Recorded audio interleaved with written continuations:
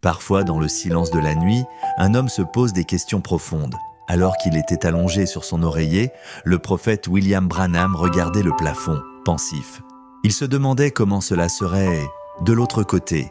Il se demandait ce qu'il adviendrait après que ce souffle de vie terrestre se soit éteint, et dans son cœur, il dit « Seigneur, que se passe-t-il quand nous mourrons ?» Alors une voix, douce et solennelle, lui parla « Voudrais-tu voir ce qui se passe après la mort ?» Il répondit « Oui, Seigneur, j'aimerais bien le savoir. » Soudain, tout devint lumière. Il sentit son corps s'éloigner comme s'il s'endormait dans la paix la plus profonde, et quand il ouvrit de nouveau les yeux, il se tenait dans un monde d'une beauté indescriptible.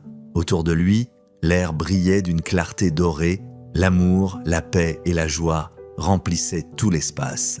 Il n'y avait ni douleur, ni peur, ni tristesse, seulement la perfection, le repos éternel au loin. Une multitude commença à courir vers lui. Des hommes, des femmes, des jeunes gens, tous dans la fleur de la jeunesse éternelle. Ils criaient de joie, les bras ouverts, leurs visages rayonnants d'amour. « Oh, notre précieux frère! Oh, notre précieux frère !» Ils le saisirent dans leurs bras, le serrant avec tendresse. Certains pleuraient de joie, d'autres riaient à travers les larmes. William Branham comprit alors qu'il se trouvait au-delà du rideau du temps. C'était la demeure des rachetés, les âmes qui avaient cru au message de Christ.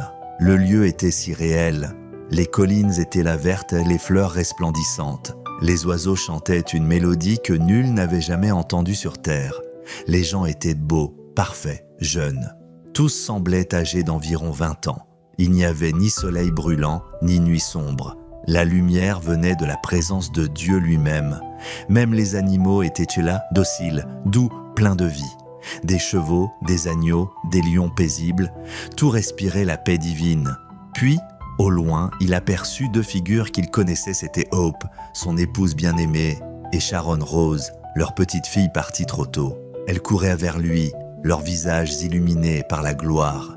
Hope le serra dans ses bras et dit doucement « Mon bien-aimé, tu es enfin ici. » Et Sharon souriait, pleine de lumière.